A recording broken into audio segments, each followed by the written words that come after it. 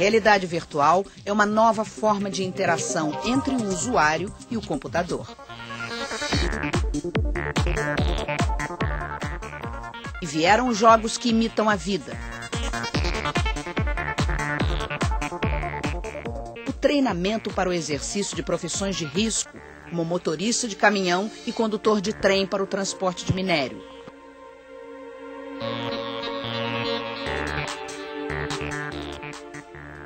A aplicação da realidade virtual é o assunto do Espaço Aberto Ciência e Tecnologia.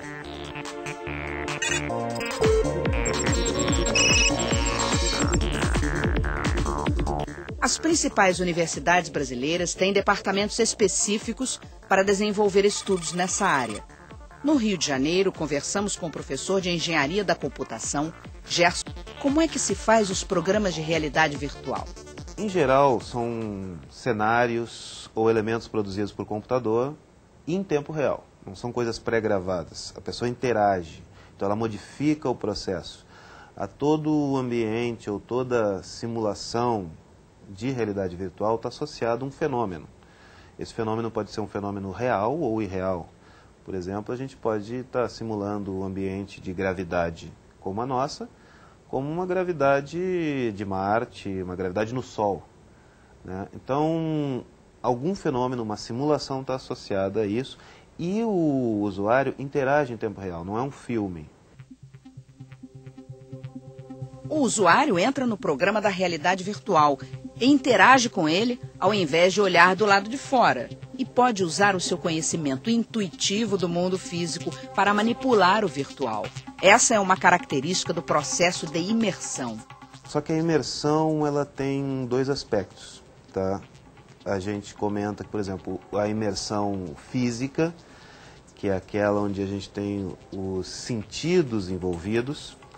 Por exemplo, quando as pessoas vão num parque de diversões e entram num daqueles antigos cinemas 180 graus, ela tem uma imersão visual, então ela perde as referências. Esse é um tipo de imersão física. Mas tem imersão psicológica. Uma criança brincando com um joguinho de celular, onde tem tiros e coisas, ela desvia, ela sente como ela está lá dentro.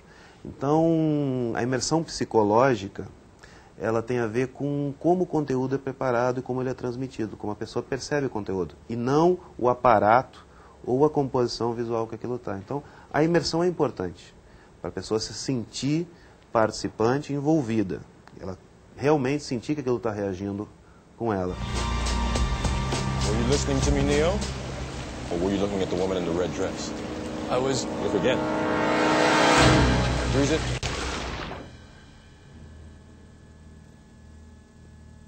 This isn't the Matrix? No.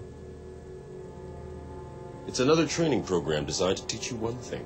Quando esse conceito surgiu, já se sabia para que ele servia ou a invenção apareceu antes da necessidade?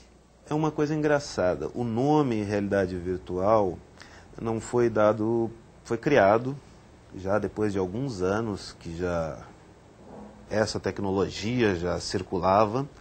E foi, na verdade, quem lançou esse primeiro nome foi um músico que estava desenvolvendo, se juntou com o pessoal de engenharia eletrônica para desenvolver uma luva onde que ele estava com vontade de tocar instrumentos virtuais. Quando e aonde? E foi Jaron Lanier, ele é bem conhecido, o pessoal que trabalha nessa área. Ele ainda está na ativa. E foi nos Estados Unidos na década de 70, se eu não estou enganado, a gente pode conferir isso. Mas desde 62, 61, que já se trabalha com computação gráfica voltado para a simulação. Em 64, por aí, um estudante de doutorado do MIT, Ivan Sutherland, ele desenvolveu um equipamento que seria um capacete de visualização e toda a parte de processamento, computação gráfica, são as bases da realidade virtual, onde o computador calcula o tridimensional e projeta numa tela bidimensionalmente. Então ele já tinha feito um primeiro simuladorzinho de voo, que tinha uma aeronave. Esse estudante, com mais um outro estudante, se juntaram e formaram uma firma que é uma das mais importantes na linha militar, que fornece dispositivos e equipamentos de simuladores, inclusive parte dos simuladores de voo são dessa empresa que eles criaram.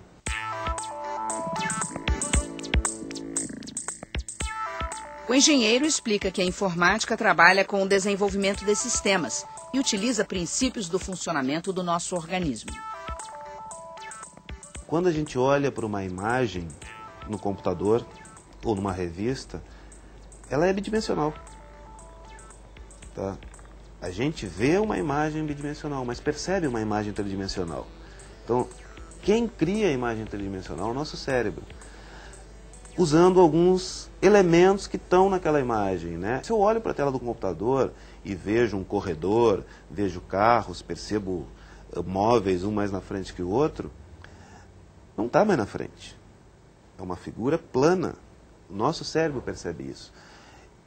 E o estudo desses elementos que compõem a percepção, que os artistas, os pintores já usam há séculos, se a gente tomar proveito disso, que são as sombras, o efeito de sobreposição, a perda de definição com a distância, aquele fog que a gente vê em paisagens, a mudança de proporções e tamanho em perspectiva.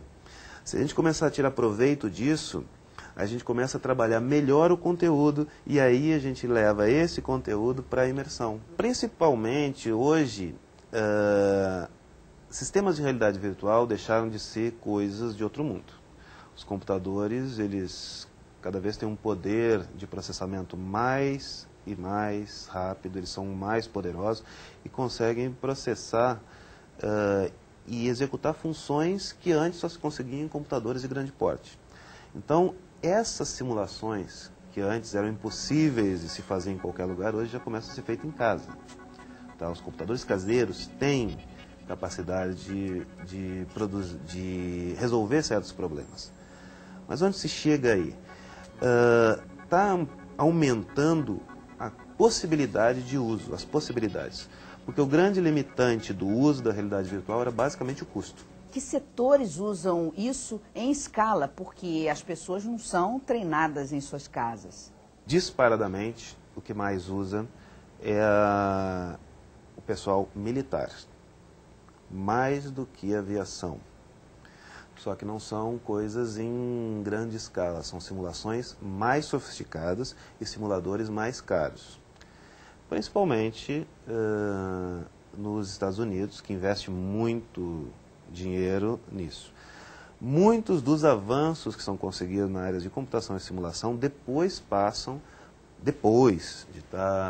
de ter avançado mais ainda, quer dizer, uma segunda geração, passa para o âmbito civil. Os simuladores de voo são disparadamente os que mais têm aplicação. Depois a gente tem toda a parte de maquinário de grande porte, tá? Parte de guindastes, tratores, equipamentos de mineração.